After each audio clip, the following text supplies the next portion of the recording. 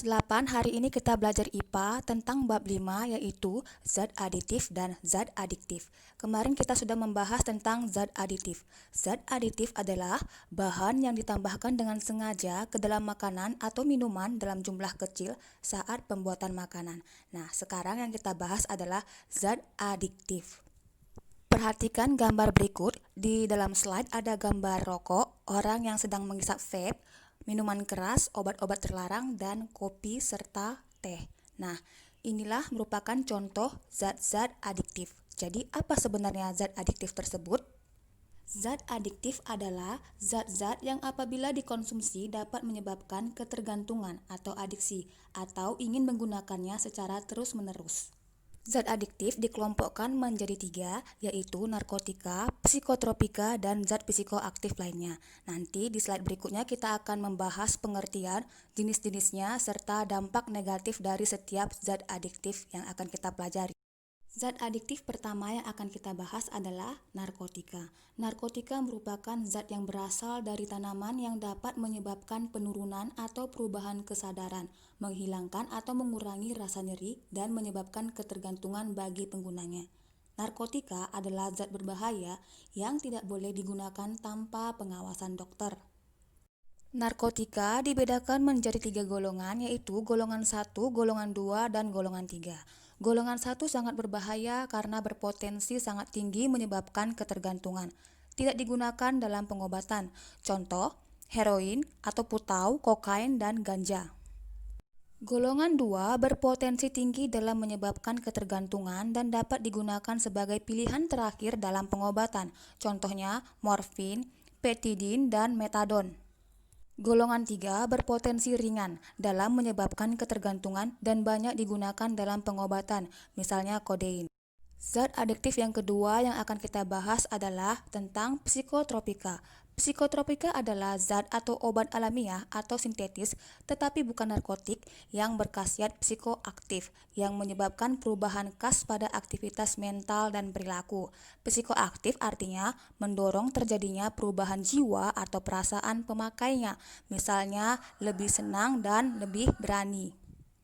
Psikotropika dibedakan menjadi 4 golongan, yaitu golongan 1, 2, 3, dan 4. Golongan 1 berpotensi sangat kuat menyebabkan ketergantungan dan tidak digunakan sebagai obat, misalnya ekstasi. Golongan 2 berpotensi kuat menyebabkan ketergantungan dan sangat terbatas digunakan sebagai obat, misalnya amfetamin, metamfetamin. Golongan 3 berpotensi sedang menyebabkan ketergantungan dan banyak digunakan sebagai obat, misalnya pentobarbital dan flunitrazepam. Golongan 4 berpotensi ringan dalam menyebabkan ketergantungan dan sangat luas digunakan sebagai obat, misalnya diazepam, clobazam, dan fenobarbital.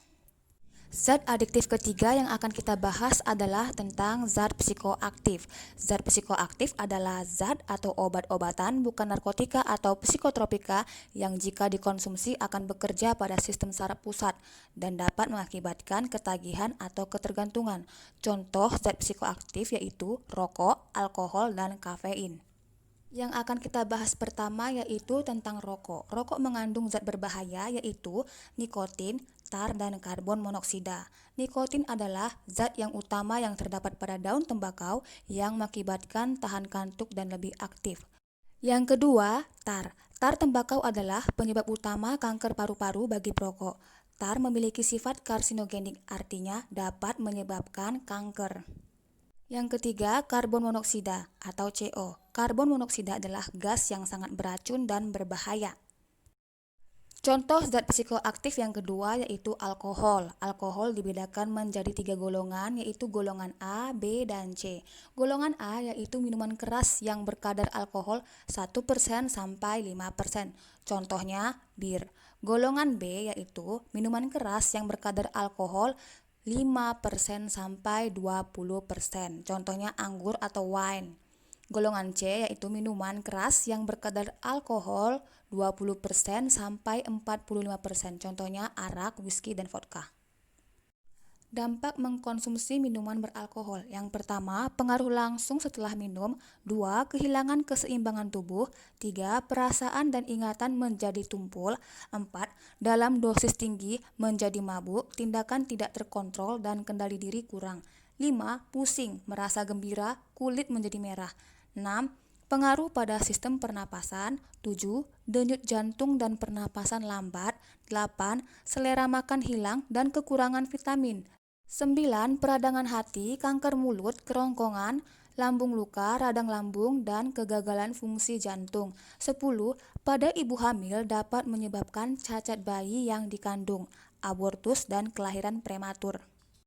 Banyak sekali ya dampak negatif dari minuman beralkohol, jadi ibu harap semoga anak-anak ibu menghindari minuman yang beralkohol agar kita selalu tetap sehat. Zat psikoaktif yang ketiga yaitu kafein. Kafein terdapat pada kopi, teh, dan coklat. Namun kandungan kafein terbanyak terdapat pada kopi. Kafein merupakan stimulus yang mampu meningkatkan kerja otak. Konsumsi kafein yang berlebihan dapat membahayakan kesehatan. Nah, berikut ini merupakan ringkasan dari zat adiktif. Ada 3, narkotika, psikotropika, dan zat psikoaktif. Narkotika, dampak negatifnya mengurangi rasa nyeri, menyebabkan ketergantungan bagi penggunanya. Psikotropika, dampak negatifnya mempengaruhi keseimbangan mental dan perilaku seseorang. Zat psikoaktif, dampak negatifnya menyebabkan kematian mendadak akibat kekurangan oksigen, ilusi, dan berhalusinasi, menyebabkan kerusakan pada otak, paru-paru, dan ginjal. Upaya pencegahan diri dari bahaya narkoba. Yang pertama, mengenal dan menilai diri sendiri. Artinya, dengan lebih mengenal diri sendiri, kamu akan dapat lebih mudah mengarahkan perilakumu untuk mencapai tujuan hidup yang telah kamu tetapkan atau cita-cita kamu, dan mencegah diri dari perilaku yang membuatmu tidak dapat meraih tujuan hidupmu. Yang kedua, meningkatkan harga diri. Harga diri adalah suara hatimu yang menunjukkan bahwa kamu adalah seorang yang istimewa dan berharga, serta mampu mencapai cita-cita. Yang ketiga, meningkatkan rasa percaya diri. Percaya diri adalah gambaran keyakinan, keberanian, cara pandang, pemikiran, dan perasaan tentang diri kamu sendiri dalam menghadapi masalah. Artinya, jika ada masalah, kamu harus percaya diri bahwa kamu bisa menghadapinya, bukan lari dari masalah atau lari dari masalah dengan cara menggunakan obat-obat terlarang. Itu berbahaya ya. Keempat, terampil mengatasi masalah dan mengambil keputusan. Kelima, memilih pergaulan yang baik dan terampil menolak tawaran narkoba. Artinya, pilihlah teman-teman yang baik. Jika kamu berteman dengan orang baik, maka kamu juga menjadi orang yang baik. Tetapi, jika kamu salah bergaul dengan memilih teman-teman yang menggunakan narkoba, pastinya kamu akan diajak untuk ikut dia, yaitu menggunakan narkoba, ya.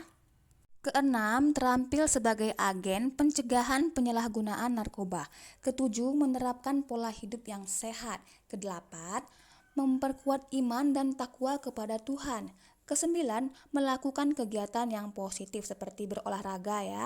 Kesepuluh, membangun komunikasi dan hubungan yang baik dengan teman dan keluarga. Oke, materi tentang zat adiktif sudah selesai. Ada tugas, silakan kamu kerjakan di buku latihan. Tugasnya terdapat di buku cetak halaman 250 sampai 251, yaitu uji kompetensi nomor 7 sampai 10. Ya, dikerjakan di buku latihan. Materi bab 5 sudah selesai, yaitu tentang zat aditif dan zat adiktif. Ibu harap kamu sudah bisa membedakan antara zat aditif dan zat adiktif beserta contoh-contohnya. Minggu depan kita akan ulangan harian, silakan kamu pelajari. Jika ada yang belum dipahami, silakan tanya. Sekian dan terima kasih.